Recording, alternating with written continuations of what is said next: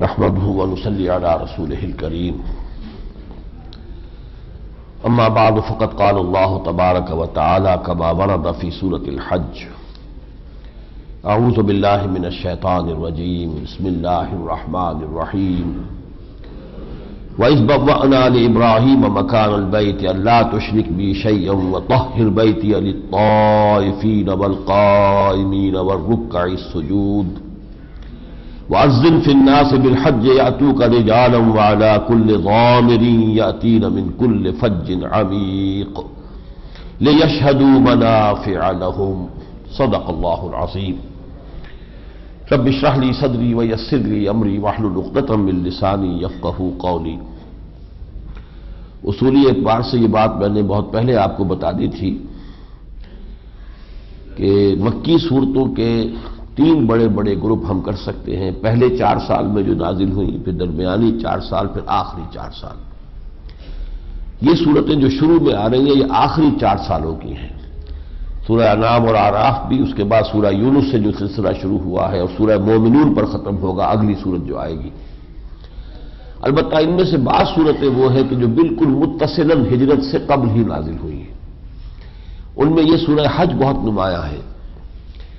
اس کی بعض آیات وہ ہیں کہ جو اثناء سفر ہجرت میں نازل ہوئی ہیں، گویا کہ برزخی ہیں، نہ وہ مکی ہے نہ مدنی ہے، بلکہ جبکہ حضور مکے سے روانہ ہو چکے تھے مدینے کے لیے تو ایک ہفتہ تقریباً 10 دن بلکہ لگے ہیں اس سفر میں، اس دوران میں کچھ آیات نازل ہوئی ہیں، وہ اس سورہ مبارکہ میں شامل ہیں۔ چنانچہ جو آیت ہم پڑھ چکے ہیں کہ جو لوگ مسجد حرام سے روکتے ہیں، اب یہ روکنا کن کے لیے تھا؟ جو مسلمان حج کر کے جو ہجرت کر کے جا چکے تھے، اب ظاہر بات ہے کہ ان کے لیے یہاں پر آنا اور عمرہ کرنا یا حج کرنا جو ہے اب یہ گویا کہ منقطع ہو چکا تھا، اس لیے کہ یہاں پر مشرکین کا قبضہ تھا۔ اسی کے حوالے سے بات کی گئی تھی کہ ان الذین کفروا ویصدون عن سبیل اللہ والمسجد الحرام الذی جعلناہ للناس سواء العاکف فیہ والباد ومن یرد فیہ بإلحاد بظلم نذقہ من عذاب علیم۔ اب ذکر ہو رہا ہے خانہ کعبہ کی تعمیر جو حضرت ابراہیم کے دست مبارک سے ہوئی۔ وَإِذْ بَوَّأْنَا لِإِبْرَاحِيمَ مَكَانَ الْبَيْتِ، اور جبکہ ہم نے نشاندہی کر دی ابراہیم کے لیے اپنے گھر کے مقام کی۔ یوں سمجھیے کہ یہ گھر حضرت آدم نے تعمیر کیا تھا، امتداد زمانہ سے پھر وہ گر گیا، ختم ہو گیا، اس کی بنیادیں تو موجود تھیں لیکن یہ ہے کہ اوپر کوئی عمارت اب نہیں رہی تھی، وہ پھر اللہ تعالیٰ نے نشاندہی کر دی حضرت ابراہیم کے لیے، اور ان بنیادوں پر جو پہلے سے موجود تھی حضرت آدم کے زمانے کی، ان پر پھر تعمیر جو ہے اٹھائی ہے، جو ہم پڑھ چکے ہیں سورہ بقرہ میں۔ وَإِذْ يَرْفَعُ إِبْرَاهِيمُ الْقَوَاعِدَ مِنَ الْبَيْتِ وَإِسْمَاعِيلُ، وہ قواعد تو تھے وہاں پہ، ان کے اوپر جو ہے بلند تعبیر کی ہے حضرت ابراہیم اور حضرت اسماعیل نے۔ وَإِذْ بَوَّأْنَا لِإِبْرَاهِيمَ مَكَانَ الْبَيْتِ أَلَّا تُشْرِكْ بِي شَيْئًا، کہ میرے ساتھ شرک نہ کرنا، شریک نہ کرنا کسی شے کو، وَطَهِّرْ بَيْتِيَ، اور میرے اس گھر کو پاک و صاف رکھنا، للطائفین، طواف کرنے والوں کے لیے، والقائمین، اور کھڑے رہنے والوں کے لیے، والرکع السجود، اور رکوع اور سجود کرنے والوں کے لیے۔ ایک لفظ کے فرق کے ساتھ یہ آیت سورہ بقرہ میں بھی آ چکی ہے، اس کے 15ویں رکوع میں۔ وَأَذِّنْ فِي النَّاسِ بِالْحَجِّ، اور اذان دے دیجئے، اعلان عام کر دیجئے لوگوں میں حج کا۔ یاتوک رجالا، وہ آئیں گے تمہارے پاس باپیادہ بھی، وعلی کل ضامر، اور بڑے دبلے اونٹوں پر بھی، یاتین من کل فج عمیق، جو بہت دور دراز کی وادیوں میں سے اور پہاڑوں کے درمیان جو راستے ہوتے فج، وہ تنگ راستے جو ایک سلسلہ کو ادھر ہے ایک ادھر ہے، درمیان میں راستہ ہے، ان سب سے ہو کر آئیں گے اور تمہاری اس پکار کو ہم پہنچا دیں گے لوگوں تک۔ لیشہدوا منافع لہم، تاکہ یہاں آ کر وہ خود دیکھیں کہ اللہ تعالیٰ نے کیا روحانی برکات یہاں پر ان کے لیے رکھ دی ہیں۔ وَيَذْكُرُ اسْمَ اللَّهِ فِي أَيَّامٍ مَّعْلُومَاتٍ، اور یہاں آ کر نام لے اللہ کا معین دنوں میں، وہ دن کے جو قربانی کے دن ہیں، عَلَىٰ مَا رَزَقَهُم مِّن بَهِيمَةِ الْأَنْعَامِ، ان پر کہ جو اللہ نے ان کو دیے ہیں، جو چوپائے دیے ہیں، حیوانات دیے ہیں، ان پر اللہ کا نام لے اور انہیں ذبح کرے اللہ کے نام پر، قربانی دے۔ فَكُلُوا مِنْهَا، تو اس میں سے خود بھی کھاؤ، وَأَطْعِمُوا الْبَائِسَ الْفَقِيرَ، اور کھلاؤ اس کو بھی کہ جو بہت خستہ حال ہے اور فقیر ہے، محتاج ہے۔ ثم لیقضوا تفثہم، پھر چاہیے کہ وہ اپنے میل کچیل دور کرے، اس لیے کہ احرام باندھا ہوا ہے تو احرام باندھ کر دور دراز سے آئے ہیں، صحرا کا سفر کیا ہے، کوئی ہوائی جہاز کا سفر تو نہیں کیا، اونٹوں کے اوپر سفر کیا ہے، تو اب وہ جو میل کچیل ہے پھر ابھی قربانی ادا کرنے کے بعد پھر غسل کرے، نہائے۔ وَلْيُوفُوا نُذُورَهُمْ، اور اپنی ساری نظریں پوری کرے، وَلْيَطَّوَّفُوا بِالْبَيْتِ الْعَتِيقِ، اور پھر وہ طواف کرے اس پرانے گھر کا، قدیم گھر کا۔ ذالک، یہ تم نے سن لیا، یہ ہے گویا کہ حج کے کچھ مناسک جو یہاں بیان ہو رہے ہیں۔ یہ 2 رکوع ہے سورہ حج میں، اور پھر 2 رکوع سورہ بقرہ میں، اور یوں سمجھیے کہ درمیان میں ہجرت ہے، اس سے پہلے یہ سورہ حج ہے، اس کے بعد جو ہے وہ سورہ بقرہ ہے، تو یہ اس اعتبار سے متصل ہے۔ ویسے تو فصل ہو گیا 15 پارے کا بیچ میں، لیکن حقیقت کے اعتبار سے، زمانی اعتبار سے یہ دونوں صورتیں متصل ہیں۔ وَمَن يُعَظِّمْ حُرُمَاتِ اللَّهِ فَهُوَ خَيْرٌ لَهُ، اور جو تعظیم کرے ان کی جن چیزوں کو اللہ نے محترم ٹھہرایا ہے تو وہ اس کے حق ہی میں بہتر ہے، عند ربہ، اس کے رب کے پاس۔ وَأُحِلَّتْ لَكُمُ الْأَنْعَامُ إِلَّا مَا يُتْلَىٰ عَلَيْكُمْ، اور تمام چوپائے تمہارے لیے حلال کر دیے گئے ہیں سوائے ان کے کہ جو تم کو سنا دیا گیا ہے۔ خنزیر ہے، وہ حرام ہے، اس کی نہ قربانی دی جا سکتی ہے، نہ اس کا گوشت کھایا جا سکتا ہے۔ فَاجْتَنِبُوا الرِّجْسَ مِنَ الْأَوْثَانِ، تو اجتناب کرو، بچاؤ اپنے آپ کو بتوں کی گندگی سے بھی۔ وَاجْتَنِبُوا قَوْلَ الزُّورِ، اور جھوٹی بات سے بھی اپنے آپ کو بچاؤ۔ حُنَفَاءَ لِلَّهِ غَيْرَ مُشْرِكِينَ بِهِ، یکسو ہو کر اللہ والے بن جاؤ اور اس کے ساتھ شریک کرنے والے نہ ہو۔ وَمَن يُشْرِكْ بِاللَّهِ، اور جو کوئی اللہ کے ساتھ شرک کرے گا، فَكَأَنَّمَا خَرَّ مِنَ السَّمَاءِ، تو اس کی مثال تو ایسے ہے جیسے کہ وہ بہت اونچائی پر سے گر گیا ہے۔ فَتَخْطَفُهُ الطَّيْرُ، اب یا تو پرندے اس سے اچک کر لے جائیں، کوئی عقاب ہو، کوئی اور ہو، شکاری پرندے، وہ جو بلندی سے گر رہا ہے تو اس کے اپنے اختیار میں تو کچھ بھی نہیں، یا تو پرندے اسے اچک کر لے جائیں، اور تَحْوِي بِهِ الرِّيحُ فِي مَكَانٍ سَحِيقٍ، یا کوئی ہوا کا جھونکا آئے اور اسے کہیں دور دراز کسی کھائی کے اندر کسی وادی میں گرا دے۔ ذالک ومن یعظم شعائر اللہ فإنہا من تقوی القلوب، یہ باتیں اچھی طرح ذہن نشین کر لو، اور دیکھو اللہ کے شعائر کی جو بھی تعظیم کرے گا یقیناً یہ دل کے تقوی کی علامت ہوگی۔ لکم فیہا منافع، یہ جو قربانی کے جانور ہیں تمہارے لیے ان میں نفع کی چیزیں ہیں، ان پر سواری بھی کر سکتے ہو، ان کا دودھ بھی اثناء سفر جو ہے ان سے استفادے کے اندر کوئی ممانعت نہیں ہے۔ الی اجل مسمى، ایک خاص وقت کے لیے، خاص معین مدت تک کے لیے، جب وہ بیت الحریق میں، بیت العتیق میں پہنچ جائیں گے پھر وہ اللہ کے نام پر ذبح کر دیے جائیں گے۔ ثم محلها الى البیت العتیق، پھر ان کو پہنچنا ہے بالآخر اس بیت العتیق کے پاس، اللہ کے پرانے گھر کے پاس، دنیا کے متقدوں میں پہلا وہ گھر خدا کا۔ وَلِكُلِّ أُمَّةٍ جَعَلْنَا مَنسَكًا لِيَذْكُرُوا اسْمَ اللَّهِ عَلَىٰ مَا رَزَقَهُم مِّن بَهِيمَةِ الْأَنْعَامِ، اور ہر امت کے لیے ہم نے کچھ نہ کچھ قربانی کا نظام رکھا تاکہ وہ نام لیا کرے اللہ کا ان چیزوں پر کہ جو اللہ تعالیٰ نے انہیں چوپایوں کی صورت میں دے دی ہیں، ان پر اللہ کا نام لے، انہیں ذبح کرے، اللہ کے نام پر قربان کرے۔ فَإِلَٰهُكُمْ إِلَٰهٌ وَاحِدٌ، تو دیکھو تمہارا الہ ایک الہ ہے۔ فَلَهُ أَسْلِمُوا، پس اسی کے سامنے اپنا سر تسلیم، سر اطاعت خم کر دو۔ وَبَشِّرِ الْمُخْبِتِينَ، اور نبی ان لوگوں کو بشارت دیجئے کہ جو اللہ کے سامنے عاجزی اختیار کرتے ہیں۔ الَّذِينَ إِذَا ذُكِرَ اللَّهُ وَجِلَتْ قُلُوبُهُمْ، وہ کہ جب اللہ کا نام لیا جاتا ہے تو ان کے دل لرز جاتے ہیں۔ وَالصَّابِرِينَ عَلَىٰ مَا أَصَابَهُمْ، اور جو بھی کچھ ان پر بیتتی ہے اس پر صبر کرنے والے ہیں۔ والمقیم الصلاۃ، اور نماز کے قائم کرنے والے ہیں۔ ومما رزقناہم ينفقون، اور جو کچھ ہم نے انہیں دیا ہے اس میں سے ہمارے لیے خرچ کرنے والے ہیں۔ اللہم ربنا اجعلنا منہم، اللہم ربنا اجعلنا منہم۔ والبدن جعلناها لکم من شعائر اللہ، اور یہ قربانی کے اونٹوں کو بھی ہم نے تمہارے لیے شعائر میں سے بنا دیا ہے۔ اللہ کے نام وہ لگائے جا چکے ہیں، معنون ہو چکے ہیں، تو وہ بھی ایک علامت ہے، شاعر ہے اللہ کے۔ لکم فیہا خیر، ان میں تمہارے لیے خیر ہے، بھلائی ہے، نفع ہے۔ فاذکروا اسم اللہ علیہا صواف، تو ان پر نام لیا کرو اللہ کا انہیں صف میں کھڑا کر کے۔ اونٹ کی قربانی جو ہے وہ لٹا کر نہیں دی جاتی بلکہ کھڑے ہو کر ہوتی ہے۔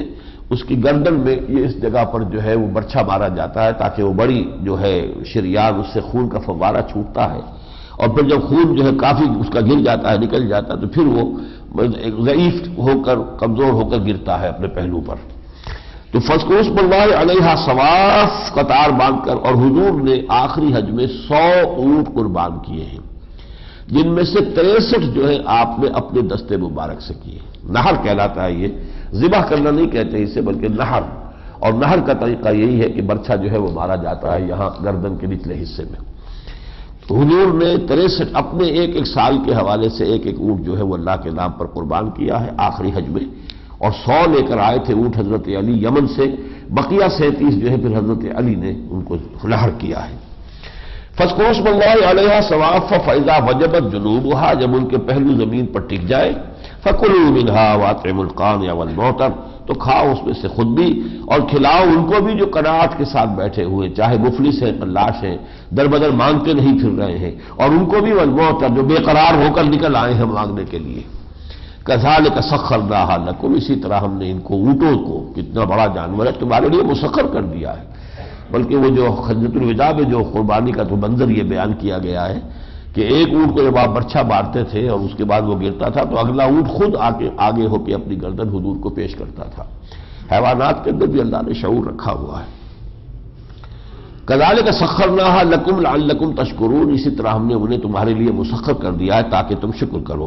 لن ینال اللہ لحومھا ولا دماؤھا، دیکھو یہ قربانیوں کا گوشت یا خون اللہ تک نہیں پہنچتا، وہ تو یہی رہ جاتا ہے، گوشت تم کھا لیتے ہو، اب تو خون بھی استعمال ہونے لگا ہے، ضائع نہیں ہوتا ہے۔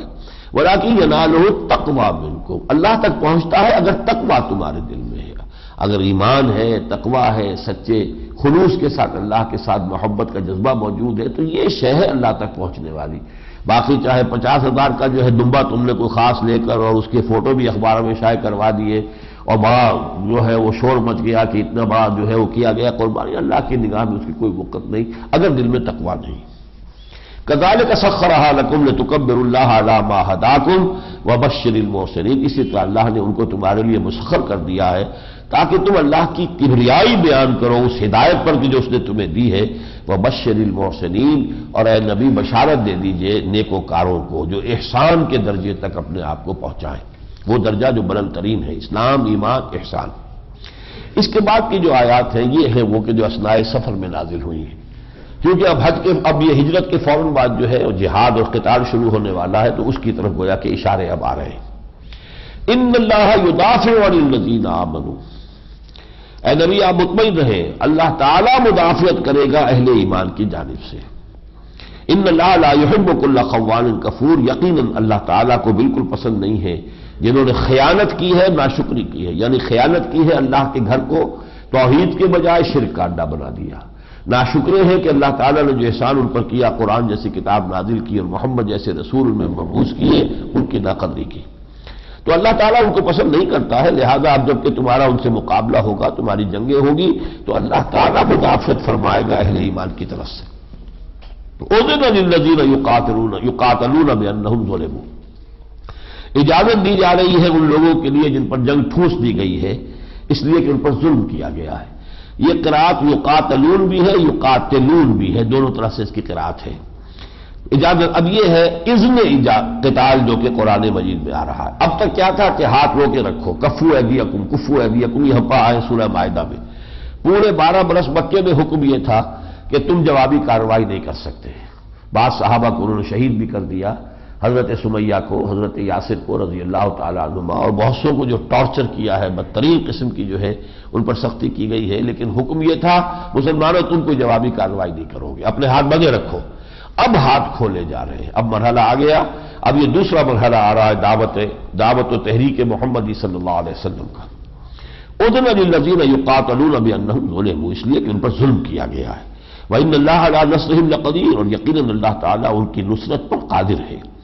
الذین اخرجوا من دیارہم بغیر حق، جو نکال دیے گئے ہیں اپنے گھروں سے ناحق، کوئی جرم ان کا نہیں تھا سوائے اس کے کہ خدائے واحد پر ایمان لائے، کوئی انہوں نے اور وہاں کسی کی چوری نہیں کی، ڈاکہ نہیں ڈالا، کسی کو نقصان نہیں پہنچایا، کوئی اینٹی سوشل ایکٹیویٹی ان کی نہیں تھی، سوائے اس کے کہ اللہ کی توحید اور محمد کی رسالت پر ایمان لائے، صرف اس جرم کی پاداش میں نکلنے پر مجبور کر دیا گیا۔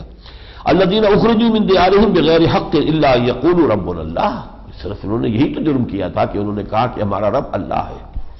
وَلَوْلَا دَفْعُ اللَّهِ النَّاسَ بَعْضَهُم بِبَعْضٍ، اور اگر اللہ تعالیٰ نہ دفع کرتا رہے، دور کرتا رہے، ہٹاتا رہے لوگوں میں سے بعض کو بعض کے ذریعے سے، لَهُدِّمَتْ صَوَامِعُ وَبِيَعٌ، تو ڈھا دیے جاتے تمام کے تمام خانقاہیں بھی اور تمام جو ہے کلیسے بھی، وصلوات اور سینیگوگز بھی اور مساجد بھی، یذکر فیہا اسم اللہ کثیرا، جن میں اللہ تعالیٰ کا نام لیا جاتا ہے کثرت کے ساتھ۔ اب دیکھیے یہ آیت بھی تقریباً وہی مفہوم دے رہی ہے جو سورہ انبیاء میں آ چکا ہے، بل نقذف بالحق علی الباطل فیدمغہ، گاہے گاہے اللہ تعالیٰ حق کا کوڑا باطل کے سر پر مارتا رہا ہے، جس سے پھر وہ باطل جو ہے وہ نیست و نابود ہوتا رہا۔ اس طرح زمین کی صفائی ہوتی رہی ہے۔ اگر یہ زمین کی صفائی اس طور سے نہ ہوتی تو زمین میں گند ہی گند رہ جاتا، برائی ہی برائی رہ جاتی۔ تو اس حوالے سے اللہ تعالیٰ کی طرف سے گویا کہ پرجنگ ہوتی رہی ہے، اور ظاہر بات ہے یہ پرجنگ ہوتی ہے اہل ایمان کے ہاتھوں، وہ جو لوگ جو غلط راستے پر چلنے والے ہیں ان کو نیست و نابود کرنے والا معاملہ۔ وَلَوْلَا دَفْعُ اللَّهِ النَّاسَ بَعْضَهُم بِبَعْضٍ لَهُدِّمَتْ صَوَامِعُ، تو جتنے بھی یہ اب گنے گئے ہیں صوامع ہوتے ہیں یہ خانقاہیں عیسائیوں کی، اور بیعن بھی ان کے جو ان کے کلیسے یا کنیسے کہلاتے ہیں، صلوات یہ صلوطہ کہتے ہیں سینیگوگ کو، یہودی جو ہے اپنی سینیگوگ جس میں کہ وہ عبادت کرتے ہیں، اور مساجد مسلمانوں کی ہیں۔ یعنی ہر دور میں یہ جو اللہ کی عبادت کے لیے جو معبد بنائے گئے یہ سب کے سب جو ہے ختم ہو گئے ہوتے، اور اللہ کی عبادت کے لینے والا کوئی دنیا میں رہتا ہی نہ اگر اللہ تعالیٰ وقفے سے اس طریقے سے حق کا کوڑا باطل پر مار کر باطل کو نیست و نابود نہ کرتا رہتا۔ وَلَيَنْصُرَنَّ اللَّهُ مَن يَنْصُرُهُ، اور لازم ہے کہ اللہ مدد کرے ان کی جو اس کی مدد کرتے ہیں، جو اس کی توحید کا جھنڈا اٹھاتے ہیں، جو اس کے دین کے غلبے کی جدوجہد کرتے ہیں، جو اس کا کلمہ سربلند کرنا چاہتے ہیں، اللہ کے لیے لازم ہے، اللہ لازماً ان کی مدد کرے گا، اس لیے کہ وہ اس کی مدد کر رہے ہیں۔ وہ اپنی حکومت نہیں بنانا چاہتے، اللہ کی حکومت قائم کرنا چاہتے ہیں۔ وہ اپنے لیے محل بنانے والے نہیں ہیں، نہ ابو بکر کا محل تھا، محمد صلی اللہ علیہ وسلم کی تو جو بھی اختیاری فقر تھا وہ سب کو معلوم ہی ہے، پھر نہ ابو بکر کا کوئی محل تھا نہ عمر کا محل تھا، کوئی محل نہیں بنے۔ انہوں نے اپنے لیے کوئی دنیا میں آسائشیں آرائش کوئی حاصل نہیں کی، اللہ کا حکم نافذ کیا۔ تو جو اللہ کی مدد کرتا ہے وَلَا يَنْصُرَنَّ اللَّهُ مَن يَنْصُرُهُ، لازماً اللہ مدد کرے گا ان کی جو اس کی مدد کرتے ہیں۔ ان اللہ قوی عزیز، یقیناً اللہ تعالیٰ زبردست ہے، قوت والا، اور جو فیصلہ چاہے کر گزرنے والا۔ الذین ان مکناہم فی الارض، اب یہ دو آیتیں سمجھیے ایسی ہیں، ایک یہ آیت خاص طور پر کہ جس میں اندازہ ہو رہا ہے کہ جیسے ایک مینیفیسٹو ہوتا ہے، جیسے کہ میں نے کہا یہ نازل ہوئی اثناء سفر ہجرت میں، تو جب حضور جا رہے ہیں تو یہ معلوم ہے کہ اب آگے جو ہے مدینہ جو ہے وہ تو والہانہ استقبال کرنے کے لیے بے چین ہے، کئی دن سے انتظار ہو رہا ہے، تو وہاں اب گویا کہ آپ ایک با اختیار شخصیت کی حیثیت سے جا رہے ہیں، جبکہ مکے سے جو آپ نکلے ہیں تو وہ بمشکل جان بچا کر نکلے ہیں۔ یہ جو ایک کنٹراسٹ ہے ایک ہی وقت میں اور ایک ہی ملک میں کل 350 میل کے فاصلے پر، تو اب چونکہ جا رہے ہیں تو تمکن ملنے والا ہے، تو یہ مینیفیسٹو گویا کہ بیان کیا جا رہا ہے۔ الذین ان مکناہم فی الارض، وہ لوگ کہ جنہیں اگر ہم زمین میں تمکن اور طاقت اور غلبہ عطا کر دیں تو وہ کیا کریں گے؟ اقاموا الصلاۃ، پہلا کام کریں گے نماز کو قائم کرنا۔ پہلا کام یہی حضور نے کیا صلی اللہ علیہ وسلم، مسجد قباء کی بنیاد ڈالی، پھر جا کر مسجد نبوی کی تعمیر کی۔ وآتوا الزکوٰۃ، زکوٰۃ ادا کریں گے، زکوٰۃ کا نظام قائم کریں گے تاکہ جو بھی فقراء ہیں، مساکین ہیں، معاشرے کے اندر جو لوگ محرومین میں سے ہیں ان کی بھی جو ہے ضروریات کے پورا کرنے کا اہتمام ہو۔ وَأَمَرُوا بِالْمَعْرُوفِ وَنَهَوْا عَنِ الْمُنکَرِ، اور وہ نیکی کا حکم دیں گے اور بدی سے روکیں گے۔ وَلِلَّهِ عَاقِبَةُ الْأُمُورِ، اور یقین تمام معاملات آخر کار جو ہے انجام کار اللہ ہی کی طرف لوٹنے والے ہیں۔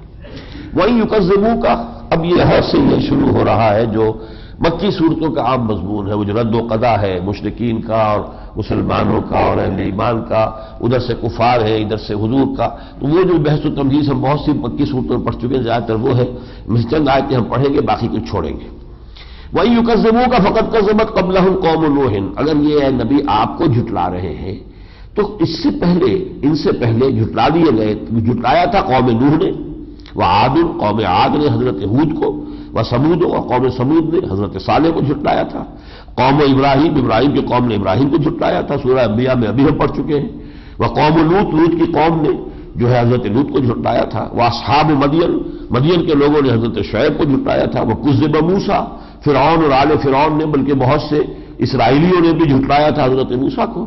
فَأَمْلَيْتُ لِلْكَافِرِينَ، تو میں ہمیشہ اللہ تعالیٰ فرما رہے ہیں میں مہلت دیتا رہا کافروں کو، ان کی رسی دراز کرتا رہا، ثم اخذتهم، پھر میں نے انہیں پکڑا، فکیف کان نکیر، تو یاد ہے تمہیں، دیکھ لیا تم نے کہ میری پکڑ کیسی رہی۔ فکأی من قریۃ اہلکناھا، تو کتنی ہی بستیاں ہیں جن کو ہم نے ہلاک کیا ہے تاریخ میں، وہی ظالمۃ، اور وہ ظلم کرنے والی تھی، ان میں شرک تھا، ان میں کفر تھا، ان میں ظلم تھا، فہی خاویۃ علی عروشہا، اب وہ پڑی ہوئی ہے اپنی چھتوں کے بل، الٹی ہوئی اوندھی ہوئی، وہ بئر معطلۃ، اب کتنے ہی کنویں ہیں کہ جو اب نکمے پڑے ہیں، بند پڑے ہیں، وہاں کوئی پانی پینے والا نہیں ہے.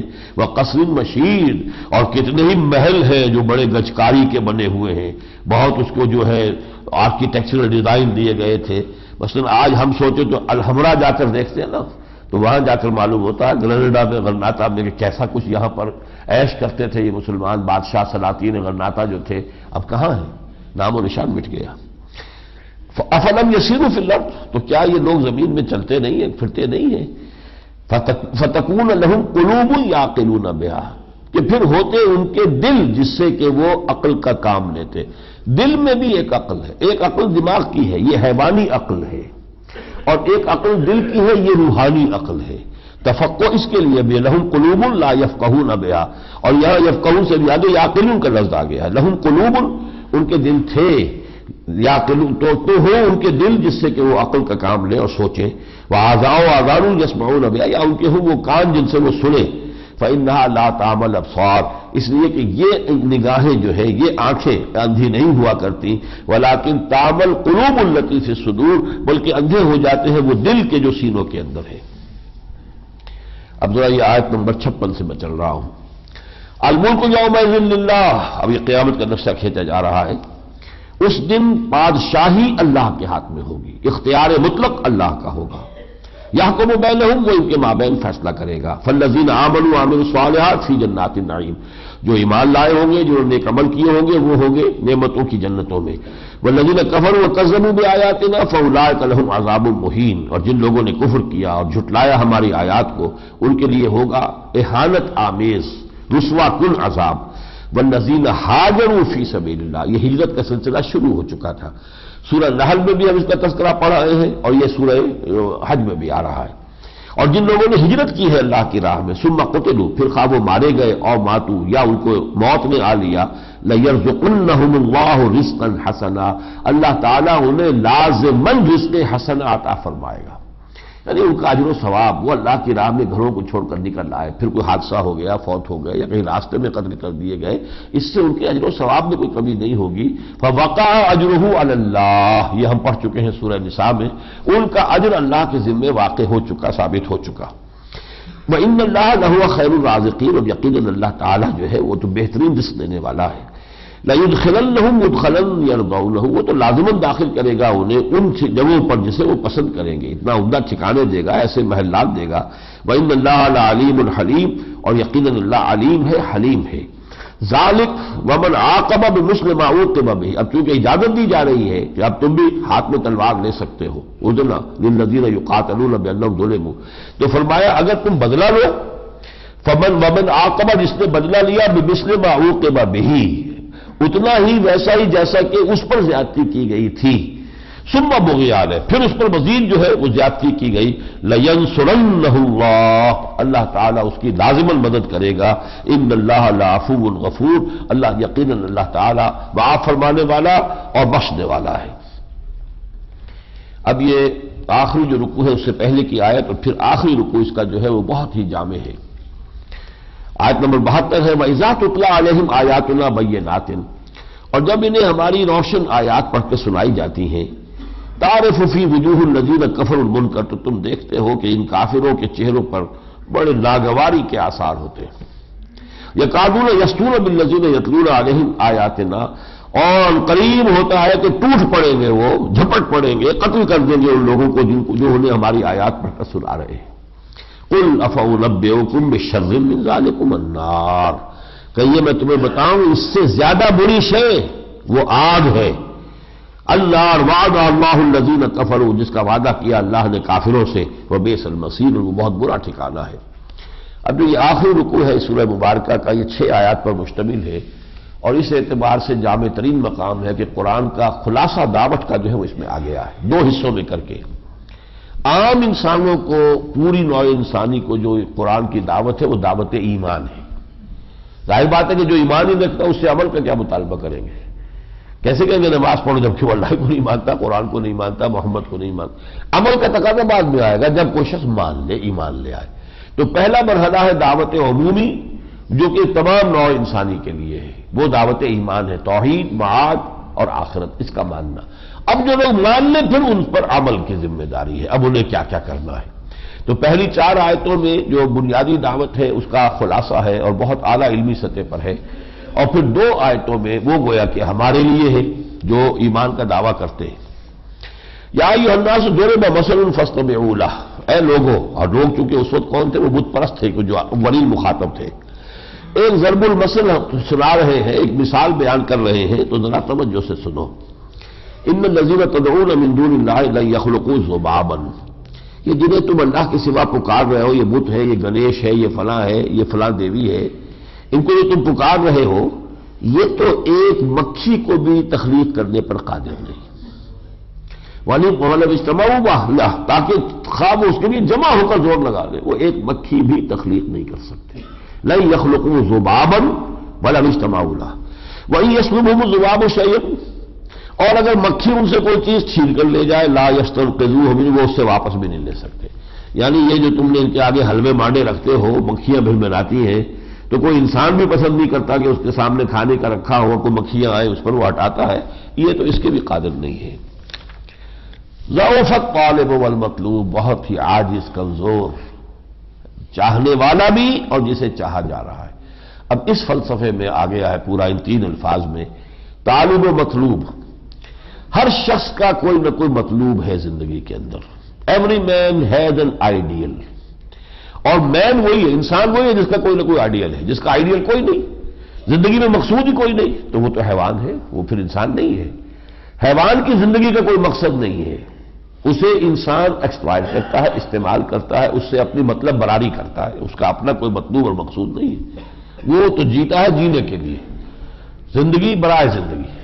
انسان وہی ہے جس کا زندگی میں کوئی نہ کوئی نصب العین ہو، جس کو کہ ڈاکٹر رفیع الدین نے، میں نے آپ کو بتایا تھا سورہ بقرہ کی جب آیت آئی تھی 21ویں رکوع میں، کہ الذین آمنوا اشد حبا للہ ومن الناس من یتخذ من دون اللہ اندادا یحبونہم کحب اللہ، انسان میں جو رکھا گیا جذبہ وہ تو اللہ کی محبت کا، اللہ ہی مطلوب ہو، لا مقصود الا اللہ، لا مطلوب الا اللہ، جب تک یہ شکل نہ بن جائے، لا محبوب الا اللہ، لا مطلوب الا اللہ، لا مقصود الا اللہ، توحید کی حقیقت تک آدمی نہیں پہنچتا۔ توحید عقیدے کی حیثیت سے جو ہے وہ اور شے ہے، لیکن توحید انسان کا حال بن جاتی ہے جبکہ صورت یہ ہو کہ لا مقصود الا اللہ، لا محبوب الا اللہ، لا مطلوب الا اللہ۔ اب جب لوگ اللہ تک نہیں پہنچ پاتے، کسی اور شے کو وہاں رکھ کر پوجنا شروع کر دیتے ہیں، وطن کو رکھ لیا، کسی نے ہیومینیٹیرین جو فلسفہ ہے، ہیومینٹی، انسانیت، وہ ہیومنزم بھی ایک فلسفہ ہے، وہ وہی ان کا کہ آدرش ہے، وہی ان کا آئیڈیل ہے، اور کوئی کسی کے لیے وطن ہے، کسی کے لیے قوم ہے، کسی کے لیے کوئی نظریہ ہے۔ اب مارکسزم ایک نظریہ تھا، کتنے لوگوں نے اس پر جانے دے دی۔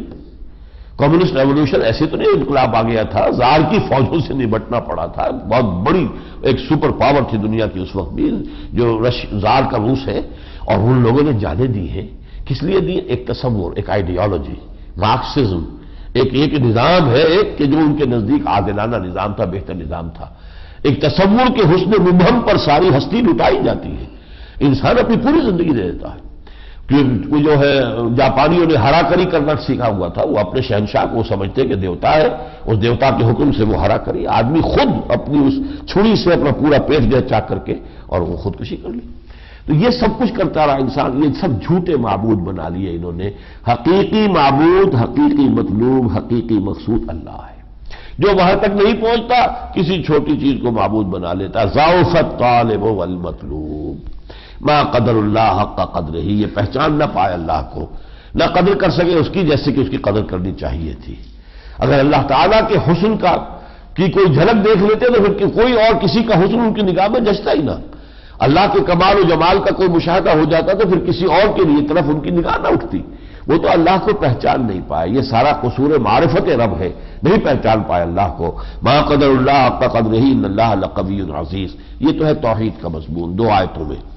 اب فرمایا تیسری آیت میں رسالت کا، اللہ یستفی من الملائکۃ رسلا ومن الناس، اللہ چن لیتا ہے، پسند کر لیتا ہے فرشتوں میں سے بھی اپنے پیغامبر اور انسانوں میں سے بھی۔ یہ ایک دیکھیے چین بنتی ہے، 2 رسول ہیں بیچ میں، ادھر ہے نوع انسانی، ادھر ہے ذات باری تعالی، بلا تمثیل بلا تشبیہ۔ اب اللہ سے لیتا ہے فرشتہ، یہ رسول ملک ہے، یہ جبرائیل علیہ السلام ہے، یہ لا کر دیتا ہے محمد کو صلی اللہ علیہ وسلم، یہ رسول بشر ہیں، یہ دیتے ہیں اب انسانوں کو۔ تو دو کا لنک جو ہے ہمیشہ رہا ہے، دو کڑیاں رہی ہیں کہ اللہ سے وہی لے کر آیا فرشتہ رسول کے پاس، تو پہلا رسول، پہلا پیغامبر وہ فرشتہ ہے، پھر وہ رسول نے پہنچایا اپنے انسانوں کو، یہ دوسرا رسول ہے۔ اللہ یصطفی من الملائکۃ رسلا ومن الناس، اللہ پسند کر لیتا ہے فرشتوں میں سے بھی اپنا پیغامبر، وہ حضرت جبرائیل ہے، اور انسانوں میں سے بھی جو اب محمد ہے صلی اللہ علیہ وسلم۔ ان اللہ سمیع بصیر، اللہ سب کچھ سننے والا اور دیکھنے والا ہے۔ یعلم ما بین ایدیہم وما خلفہم، وہ جانتا ہے جو کچھ ان کے سامنے ہے اور جو کچھ ان کے پیچھے ہے۔ وإلی اللہ ترجع الامور، اور بالآخر سارے معاملات اللہ کی طرف لوٹا دیے جائیں گے، یہ ہے آخرت۔ توحید، رسالت اور معاد۔ اب اس کے بعد آیا دعوت عمل۔ دعوت عمل کس کو ہے؟ یا ایھا الذین آمنوا، پہلے تھا یا ایھا الناس، یا ایھا الذین آمنوا، اے ایمان کے دعوے دارو، ارکعوا واسجدوا واعبدوا ربکم وافعلوا الخیر لعلکم تفلحون۔ اب دیکھیے یہاں فعل امر آ رہے ہیں، یہ کرو اور یہ کرو اور یہ کرو اور یہ کرو۔ کرنے کا حکم اب ہے ان کو جو مانتے ہیں، جنہوں نے دعویٰ کیا ہے، اللہ کو مانا، رسول کو مانا، قرآن کو مانا، آخرت کو مانا۔ اے ایمان والو، جھکو، رکوع کرو اور جھکو، سربت سجود ہو جاؤ اور بندگی اور پرستش کرو اپنے رب کی، ہمہ تن ہمہ وجوہ، پوری زندگی میں اسی کی اطاعت، اسی کی محبت سے سرشار ہو کر، وفعلوا الخیر، اور اچھے کام کرو، لعلکم تفلحون، تاکہ تم فلاح پاؤ۔ یعنی محض ماننے سے فلاح نہیں ہے، ورنہ یہ کلام مہمل ہو جائے گا۔ اے لوگوں یہ کرو یہ کرو یہ کرو یہ کرو تاکہ فلاح پاؤ، اور فلاح اس کے بغیر بھی ملتی ہو، تو یہ تو بیکار کا کلام ہوا نا، بے معنی کلام ہو گیا، مہمل کلام ہو گیا، معاذ اللہ۔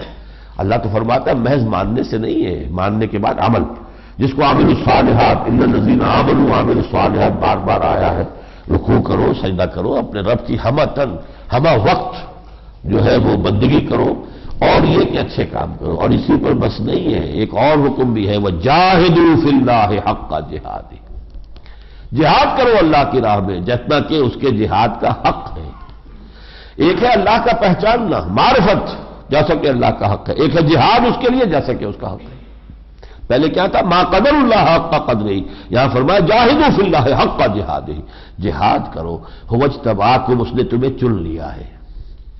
اب یہ استفاء اور اجتباء جو ہے یہ قریب کے الفاظ ہیں، دونوں الفاظ حضور کے لیے مستعمل ہیں، محمد مصطفیٰ، احمد مجتبیٰ، لیکن فرق کیا ہے باریک سا؟ استفاء کے معنی ہے ٹو چوز، اور اجتباء کے معنی ہے ٹو سلیکٹ۔ اب اس میں بڑا باریک فرق ہے، وہ آپ عام طور پہ کسی سے بھی پوچھیں گے کیا فرق ہے تو بڑا مشکل میں پڑ جائے گا انسان۔ چوائس میں چوز کرنے والے کے ذوق کا فیصلہ ہوتا ہے، اٹس مائی چوائس، مجھے یہ پسند ہے، تمہیں وہ پسند ہو، اٹس یور چوائس۔ اس میں چوز کرنے والے کا چوائس ہے فیصلہ کن، اس کی اپنی پسند، اس کا اپنا ذوق۔ سلیکشن میں کوئی مقصد ہوتا ہے، کسی کام کے لیے سلیکشن ہو رہی ہے، اب ہاکی کی ٹیم کی اسے کھیلنا ہے تو سلیکٹ کر رہے ہیں، اور اس کے لیے ظاہر بات ہے کوئی نہ کوئی اس کے شرائط ہوں گی، کوئی اس کے لیے۔ تو یہاں فرمایا تمہیں بھی چن لیا، کیوں چن لیا؟ اب یہ سمجھ لیجئے کہ اب محمد پر نبوت تو ختم ہو گئی، لیکن تمہیں ایک اور لنک بنا کر اس کے اندر رسالت کی اس چین میں اب تم شامل کر دیے گئے ہو۔ اللہ سے لایا جبرائیل نے دیا محمد کو صلی اللہ علیہ وسلم، اس نے دیا تمہیں، اب تمہیں دینا ہے پوری نوع انسانی کو۔ یہ ہے در حقیقت امت جو ہے اس سلسلہ رسالت میں ٹانک دی گئی ہے بحیثیت مجموعی، هو اجتباک، اس کے لیے جہاد کرنا ہے۔ لہذا آگے وہی آیت آ رہی ہے جو سورہ بقرہ میں آئی تھی، وَكَذَلِكَ جَعَلْنَاكُمْ أُمَّةً وَسَطًا لِتَكُونُوا شُهَدَاءَ عَلَى النَّاسِ وَيَكُونَ الرَّسُولُ عَلَيْكُمْ شَهِيدًا، یہاں بھی آگے آ رہا ہے لِيَكُونَ الرَّسُولُ شَهِيدًا عَلَيْكُمْ وَتَكُونُوا شُهَدَاءَ عَلَى النَّاسِ، وہاں بھی اس کے فوراً بعد آیا تھا یا ایھا الذین آمنوا استعینوا بالصبر والصلاۃ۔ اب بہت بھاری ذمہ داری آ گئی ہے تمہارے کندھوں پر، تو یہاں پر بھی جہاد کا لفظ آیا، وجاہدوا فی اللہ حق جہادہ، هو اجتباکم، اس نے تمہیں چن لیا ہے، پسند کر لیا ہے۔ ویسے تو ہمیں اگر وہ احساس ہو تو ہم اپنے نصیب پر فخر کریں کہ اللہ نے ہمیں ایک مقام دیا ہے، ہمیں چن لیا گیا ہے، ہمیں پسند کر لیا اللہ نے، ہمیں اس رسالت کی کڑی کے اندر جوڑ دیا ہے۔ لیکن وہ ہے کٹھن، اس کی ذمہ داریاں ہیں، جو 23 برس کی سختیاں محمد رسول اللہ نے جھیلی ہیں ان کو سامنے رکھو، اس کے لیے پھر تیار ہو جاؤ۔ حضور سے ایک صحابی نے کہا حضور مجھے آپ سے بڑی محبت ہے، آپ نے فرمایا دیکھو سوچ لو کیا کہہ رہے ہو، نہیں مجھے آپ سے بڑی محبت، پھر دیکھ لو سوچ لو، پھر کہا مجھے آپ سے بڑی محبت ہے، فرمایا فاعد للفقر، اب فقر و فاقے کے لیے تیاری کر لو۔ مجھ سے محبت ہو پھر یہ دنیا کے گلچھرے نہیں ہوں گے، پھر تو جو میری سختیاں ہیں وہی پھر تم پر بھی آئیں گی، تمہیں جھیلنی ہوں گی اور خوش دلی سے جھیلنی ہوگی۔ ما جعل علیکم فی الدین من حرج، اور اس نے تم پر دین میں کوئی تنگی نہیں رکھی، ملت ابیکم ابراہیم، تمہارے باپ ابراہیم ہی کا طریقہ ہے۔ هو سماکم المسلمین من قبل وفی ھذا، اللہ نے تمہارا نام رکھا ہے مسلم، پہلے بھی اور اب بھی۔ لیکون الرسول، یہ جہاد کس لیے کرنا ہے، یہ سلیکشن کس لیے ہوا ہے؟ لیکون الرسول شہیدا علیکم، تاکہ رسول ہو جائے گواہ تم پر، وتکونوا شہداء علی الناس، اور تم ہو جاؤ گواہ پوری نوع انسانی پر۔ فاقیموا الصلاۃ، پس نماز کو قائم کرو، وآتوا الزکاۃ، زکوٰۃ ادا کرو، اور اگلی منزل کے لیے، کٹھن منزلوں کے لیے واعتصموا باللہ، اللہ سے چمٹ جاؤ، اور یہ سورہ آل عمران میں آ چکا ہے۔ اس کا مطلب کیا ہے؟ واعتصموا بحبل اللہ، اللہ کی رسی سے چمٹ جاؤ۔ نعم المولا هو مولاکم، وہ تمہارا پشت پناہ ہے، حمایتی ہے۔ فنعم المولا ونعم النصیر، تو کیا ہی اچھا ہے وہ حمایتی اور کیا ہی عمدہ ہے وہ مددگار۔ سورۃ المومنون، بسم اللہ الرحمن الرحیم۔ قد افلح المومنون الذین هم فی صلاتهم خاشعون والذین هم عن اللغو معرضون۔ صدق اللہ العظیم۔ اس سورہ مبارکہ کی پہلی 11 آیات میں اللہ تعالیٰ نے اہل ایمان کے کچھ بنیادی اوصاف کا ذکر کیا ہے۔ انسانی شخصیت کو اگر آپ اسلام کے ڈھنگ پر اور رخ پر ڈھالنا چاہتے ہیں، پروان چڑھانا چاہتے ہیں، تو اس کے فنڈامنٹلز یہ ہیں، یہ بنیادیں ہیں جن پر کہ ایک شخصیت کی تعبیر ہوگی۔ یہ 2 جگہ قرآن میں آئے ہیں، سورہ معارج میں بھی ہم پڑھیں گے پھر چل کر آگے، اور یہاں پر بھی ہے۔ کامیاب ہو گئے اہل ایمان جن کے اوصاف کیا ہے؟ الذین هم فی صلاتهم خاشعون، اپنی نمازوں میں خشوع و خضوع سے کام لینے والے۔ بس وہ گنتی پوری کرنا نہیں ہے کہ سجدہ تو جل میں آیا، معلوم ہو کہ ایک شخص جو ہے ٹھہراؤ کے ساتھ، خشوع و خضوع کے ساتھ نماز ادا کر رہا ہے۔ والذین هم عن اللغو معرضون، اور وہ لوگ کہ جو لغو سے اعراض کرتے ہیں۔ لغو گناہ کو نہیں کہتے، لغو وہ چیز ہے جس کا کوئی مقصد نہیں، کوئی یا تو دنیا کا کوئی ضرورت پوری ہو رہی ہو تو وہ آپ کا وقت صحیح صرف ہو رہا ہے، معاش کی ضرورت ہے، کوئی اور ضرورت، یا آخرت کا کوئی فائدہ ہو، تاش کھیل رہے بیٹھے ہوئے، اب اسے ہم کوئی بہت بڑی معصیت تو نہیں کہیں گے، لغو ہے وہ وقت جو صرف ہو جائے کہ نہ اس سے دنیا کی کوئی ضرورت پوری ہوئی، نہ آخرت کا کوئی آپ نے اس سے اجر کمایا، وہ لغو سے اعراض کرتے ہیں۔ والذین هم للزکاۃ فاعلون، زکوٰۃ پر کاربند رہتے ہیں، مال خرچ کرتے رہتے ہیں اللہ کی راہ میں۔ والذین هم لفروجهم حافظون، اپنی شرمگاہوں کی حفاظت کرتے ہیں، الا علی ازواجہم او ما ملکت ایمانہم، سوائے 2 کے، یا اپنی بیویوں پر اور یا وہ کہ جو ان کی ملک یمین ہے، ان کی کنیزیں ہیں۔ فإنہم غیر ملومین، یہاں اس معاملے میں پھر کوئی ملامت نہیں ہے، یعنی یہ جو جنسی تعلق ہے یہ فی نفسی کوئی برائی نہیں ہے، وہ تو یہ کہ حدود سے تجاوز کرے گے تو برائی ہو جائے گی، ورنہ جو بھی حد ہے، جو جائز راستہ ہے، اس سے اس کو پورا کرنے کے اندر کوئی قباحت نہیں، کسی درجے میں بھی اس سے گھٹیا کام سمجھنا غلط ہے، بلکہ بعض احادیث میں تو آتا ہے اس پر ثواب ملتا ہے۔ فمن ابتغى وراء ذلك فاولئك هم العادون، ہاں جو لوگ اس سے آگے بڑھیں گے، حرام ذریعے سے اپنی وہ جنسی خواہش پوری کریں گے، تو وہی لوگ ہیں حد سے بڑھنے والے۔ والذین هم لاماناتهم وعهدهم راعون، اور وہ لوگ کہ جو اپنی امانتوں اور عہد کے پورا پاس کرنے والے، اس کی حفاظت کرنے والے ہیں، وہ امانتوں کا بھی حق ادا کرتے ہیں اور اپنے وعدوں کا بھی۔ والذین هم علی صلواتهم یحافظون، اور جو اپنی نمازوں کی محافظت کرتے ہیں، پوری طرح چوکس ہو کر کوئی نماز فوت نہ ہونے پائے، نمازیں وقت پر ادا ہوں اور اچھے اہتمام کے ساتھ ادا ہوں۔ تو گویا کہ اول و آخر نماز ہے، سب سے پہلے بھی قد افلح المؤمنون الذین هم فی صلاتهم خاشعون، اور آخر میں بھی والذین هم علی صلواتهم یحافظون، درمیان میں اور اوصاف بھی آ گئے۔ اللہ تعالیٰ ان تمام اوصاف کو ہمیں اپنے اندر پیدا کرنے کی توفیق عطا فرمائے۔ اولئک هم الوارثون، یہ لوگ ہیں جو وارث ہوں گے، الذین یرثون الفردوس، جو اس فردوس کے ٹھنڈی چھاؤں والی جنتوں کے وارث ہوں گے، ہم فیہا خالدون، اور اس میں ہمیشہ ہمیشہ رہیں گے۔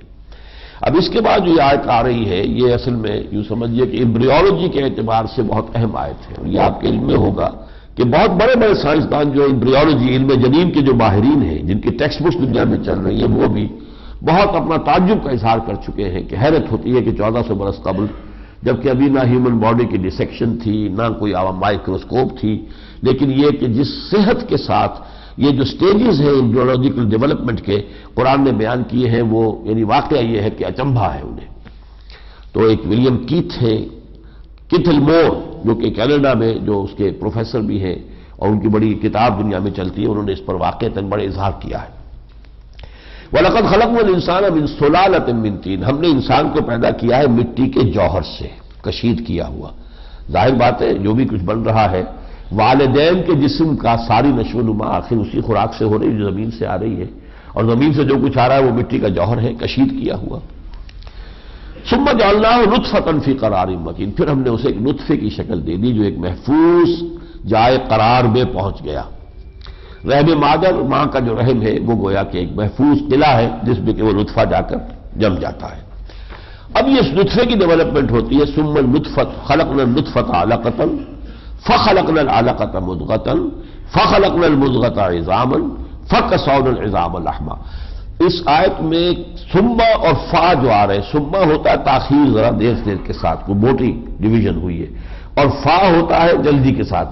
تو ایک ڈیولپمنٹ کی تو یہ 4 سٹیجز ہیں جو فا کے ساتھ آ رہی ہیں۔ پھر اس نطفے کو ہم بنا دیتے ہیں، نطفے کو علقہ، پھر علقہ کو بنا دیتے ہیں مضغہ، پھر اس مضغہ کے اندر ہم بنا دیتے ہیں ہڈیاں، پھر ہم ان ہڈیوں کو پہنا دیتے ہیں، اڑا دیتے ہیں گوشت۔ یہ گویا کہ فا کے ساتھ 4 مداری جائے۔ تو پہلے مٹی کا خلاصہ، پھر نطفے کی شکل، نطفہ رحم مادر میں آ کر ان سٹیجز سے گزر رہا ہے۔ ثم انشأناہ خلقا آخر، پھر ہم اسے اٹھاتے ہیں ایک اور ہی اٹھان پر، ایک اور ہی تخلیق پر۔ یہ کیا ہے؟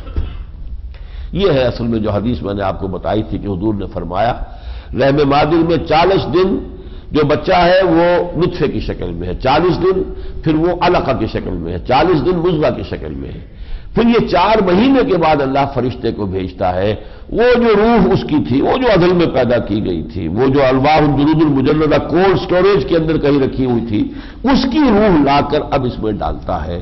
ثم ينفخ فيه الروح، یہ اس حدیث کے الفاظ ہیں۔ ثم يرسل اللہ الملک، پھر اللہ تعالیٰ فرشتے کو بھیجتا ہے، فينفخ فيه الروح، وہ اس میں روح پھونک دیتا ہے۔ تو روح سے مراد جان نہیں ہے، بے جان تو یہ 4 مہینے جو ہے یہ بے جان تو نہیں ہے۔ بے جان تو وہ جو مرد کا جو ہے سپرمیٹوزوا، وہ جو سپرمیٹوزوان وہ بھی بے جان نہیں ہے، ماں کی طرف سے جو اووم آیا وہ بھی بے جان نہیں، بے جان نہیں، جان تو ہے لیکن وہ روح جو ہے وہ اصل میں شیء اور ہے۔ ثم انشأناہ خلقا آخر، پھر ہم نے اسے اٹھایا ایک اور ہی تخلیق پر۔ فتبارک اللہ احسن الخالقین، تو بہت بابرکت ہے اللہ جو تمام تخلیق کرنے والوں میں بہترین تخلیق کرنے والا ہے۔ ثم، اب پھر ثم آ گیا، ثم انکم بعد ذلک لمیتون، پھر اس کے بعد وہ وقت آئے گا کہ تم مر جاؤ گے۔ ثم انکم یوم القیامت تبعثون، پھر قیامت کے دن تمہیں اٹھا لیا جائے گا۔ یہ گویا کہ وہ پوری جو ہے ہیومن جو بھی سلسلہ ہے اس کا آ گیا۔ اس کے بعد اس سورہ مبارکہ میں پھر انباء الرسل آئی ہے، حضرت نوح کے ذکر ہے خاصا، پھر فرمایا ثم انشأنا من بعدہ قرنا آخرین، پھر ہم نے ان کے بعد ایک اور قوم کو اٹھایا، فارسلنا فیہم رسولا منہم، اور ان میں بھی ایک رسول بھیجا انہی میں سے۔ یہ پھر حضرت ہود یا حضرت صالح کا ذکر ہے۔ اس کے بعد پھر آگے جا کر آیا ثم انشأنا من بعدہم قرونا آخرین، پھر ان کے بعد ہم نے اور قومیں اٹھائی، ما تسبق من امت اجلہا وما تستاخرون، ہر ایک امت کے لیے ایک وقت معین تھا، نہ وہ اس سے پہلے کا کوئی معاملہ ہو سکتا تھا نہ اس سے وہ تاخیر حاصل کر سکتی تھی۔ ثم ارسلنا رسلنا تترا، پھر ہم نے رسول بھیجے متواتر، پے بپے رسول آتے رہے۔ پھر اس کے بعد آتا ہے ثم ارسلنا موسیٰ واخاہ ہارون، پھر ہم نے بھیجا موسیٰ کو اور ان کے بھائی ہارون کو۔ پھر اس کے بعد وجعلنا ابن مریم وامہ آیۃ، اور پھر ہم نے مریم اور ان کے بیٹے کو، ہم نے ابن مریم اور اس کی والدہ یعنی حضرت عیسیٰ اور اس کی والدہ کو بھی اللہ تعالیٰ نے وہ ایک نشانی بنا دیا، اور فرمایا یا ایھا الرسل کلوا من الطیبات واعملوا صالحا۔ ہم نے ان تمام رسولوں سے یہی کہا کہ اے رسولو پاکیزہ چیزیں کھاؤ اور عمل نیک کرو، انی بما تعملون علیم، میں یقیناً جو کچھ تم کر رہے ہو اس کا جاننے والا ہوں۔ وَإِنَّ هَٰذِهِ أُمَّتُكُمْ أُمَّةٌ وَاحِدَةً وَأَنَا رَبُّكُمْ فَاتَّقُونِ، اور یہ ایک ہی امت ہے، تم ایک ہی امت ہو اور میں تمہارا رب ہوں، پس میرا ہی تقوی اختیار کرو۔ اب یہ لوگ جو ہیں ان کے جو اوصاف ہے کچھ مزید بیان ہو رہے ہیں، شروع میں تھے 11 آیتیں، اب اور آ رہی ہے آیت نمبر 57 سے۔ ان الذین هم من خشیۃ ربهم مشفقون، وہ لوگ جو اپنے رب کے خوف سے لرزاں و ترساں رہتے ہیں۔ والذین هم بآیات ربهم یؤمنون، اور وہ لوگ کہ جو اللہ اپنے رب کی آیات پر ایمان رکھتے ہیں۔ والذین هم بربهم لا یشرکون، اور وہ کہ جو اپنے رب کے ساتھ کسی نوع کا شرک نہیں کرتے۔ والذین یؤتون ما آتاؤ وقلوبہم وجلہ، اور وہ لوگ جو دیتے ہیں اس حال میں کہ ان کے دل جو ہے ڈر رہے ہوتے ہیں، انہم الی ربہم راجعون، کہ انہیں اپنے رب کی طرف لوٹ کر جانا ہے، انہیں کھڑے ہونا ہے اللہ کے حضور میں محاسبے کے لیے۔ اولئک یسارعون فی الخیرات، یہ وہ لوگ ہیں کہ جو بھاگ دوڑ کرتے ہیں، کوشش کرتے ہیں، ایک دوسرے سے مقابلہ کرتے ہیں آگے نکل جانے کی، خیرات میں، نیکیوں میں۔ وَهُمْ لَهَا سَابِقُونَ، اور وہ اس میں سبقت کرنے والے ہیں، آگے بڑھنے والے ہیں۔ اللہم ربنا اجعلنا منہم، اللہم ربنا اجعلنا منہم، وَلَا نُكَلِّفُ نَفْسًا إِلَّا وُسْعَهَا، اور ہم نہیں ذمہ دار ٹھہرائیں گے کسی بھی جان کو مگر اس کی وسعت کے مطابق۔ وَلَدَيْنَا كِتَابٌ يَنطِقُ بِالْحَقِّ، ہمارے پاس وہ اعمال نامہ، وہ کتاب ہے جو بالکل حق کے ساتھ فیصلہ کرے گی۔ جسے میں کہتا رہا ہوں کمپیوٹر ہے، کوئی بہت سپریم کمپیوٹر ہے، سپر کمپیوٹر نہیں بلکہ اور سپریم کمپیوٹر ہے، کہ جس میں یہ بھی درج ہوگا کہ ایک شخص کے جینز کیا تھے، اس کی کیا شاکلہ تھی، وہ کس حال میں رہا، کیا اس کی تربیت ہوئی، پھر اس نے کیا کیا۔ اب اس کا حساب کتاب اس بیک گراؤنڈ میں انڈیویجول ہر شخص کا، وَكُلُّهُمْ آتِيهِ يَوْمَ الْقِيَامَةِ فَرْدًا، ہر شخص کو انفرادی طور پر ہی پیش ہونا ہے، اور اس کا جو حساب کتاب ہے فرمایا لدینا کتاب، گھبراؤ نہیں، ہمارے پاس ریکارڈ پورا موجود ہے، يَنطِقُ بِالْحَقِّ، جو حق کے ساتھ فیصلہ کرتی ہے، وَهُمْ لَا يُظْلَمُونَ، اور ان پر کوئی ظلم نہیں کیا جائے گا۔ اب آخری حصے پر آ رہا ہوں میں اس سورہ مبارکہ کے آیت نمبر 84 سے۔ قُلْ لِمَنِ اللَّهُ، یہ بہت اہم مضمون ہے جو میں نے کئی دفعہ بیان کیا کہ یہ مشرکین عرب یہ تسلیم کرتے تھے کہ تخلیق میں اللہ کے ساتھ کوئی ساجی نہیں ہے، خالق وہی ہے، آسمانوں کا، زمین کا خالق وہی ہے، البتہ اس کے ساتھ کچھ نائبین ہیں، کچھ اس کے جو ہے مقربین بارگاہ ہے، کچھ نائب السلطنت جو ہوتا ہے، کوئی سپہ سالار ہے، کوئی وزیر اعظم ہے، آخر اس کی بھی کوئی بات تو چلتی ہے، ماننی پڑتی ہے بادشاہ کو بات، اپنے نائبین سلطنت ہی پر تو اس کا سارا دور ہے، اگر وہ کہیں بغاوت کر دے تو کیا کرے گا وہ بادشاہ؟ تو جو ہمارے ذہن چھوٹے ہیں وہ ان چیزوں سے، ان تصورات سے آگے جا نہیں سکتے۔ مطلق اختیار، ایسا اختیار کہ جس کا کسی کے سامنے کوئی جواب دہی نہ ہو، اس کا تو ہم کانسیپٹ ہی نہیں کر سکتے۔ وہ چاہے صدر ہے وزیر اعظم کا جو اس کی بے عزتی ہو رہی ہے، وہ آپ دیکھ رہے ہیں، وہ کوئی اختیار تو اس کے پاس نہیں، ویسے اختیار بہت بڑا اس کے پاس، جب چاہتا ہے حکم دیتا ہے، اور وہ جو ہے برکس نکال دیتا ہے وہ عراق کا، وہ اقتدار مطلق جو کسی کے سامنے رسپانسیبل نہ ہو، وہ ہے اللہ کا۔ لہذا وہ اس کے نائبین ہیں، لیکن وہ نائبین اللہ سے کچھ کروا نہیں سکتے، اس کے مقربین بارگاہ ہیں، اس کے دوست ہیں، اولیاء ہیں، اس کے محبوب بندے بھی ہیں، لیکن یہ کہ تم جو ان کو اگر سمجھ لیا کہ خدائی میں شریک ہو گئے تو یہ تمہاری حماقت ہے۔ قُلْ لِمَنِ الْأَرْضُ وَمَنْ فِيهَا إِن كُنتُمْ تَعْلَمُونَ، کہیے نبی ان سے کس کی ہے یہ زمین اور جو کچھ کے زمین میں ہے، اگر تم جانتے ہو تو بتاؤ۔ سَيَقُولُونَ لِلَّهِ، وہ کہیں گے اللہ کی ہے۔ قُلْ أَفَلَا تَذَكَّرُونَ، تو کہیے تو پھر کیا تم نصیحت اخذ نہیں کرتے، تم کیا کر رہے ہو؟ قُلْ مَن رَّبُّ السَّمَاوَاتِ السَّبْعِ وَرَبُّ الْعَرْشِ الْعَظِيمِ، پوچھئے ان سے کس کی ہے یہ ساتوں آسمان اور کون ہے مالک عرش عظیم کا؟ سَيَقُولُونَ لِلَّهِ، یہ کہیں گے بالکل اللہ ہی کے ہے۔ قُلْ أَفَلَا تَتَّقُونَ، تو پھر تم ڈرتے نہیں ہو، تمہیں خوف نہیں آتا؟ تم نے کہا اس کے لیے جو ہے یہ نائبین تراش لیے۔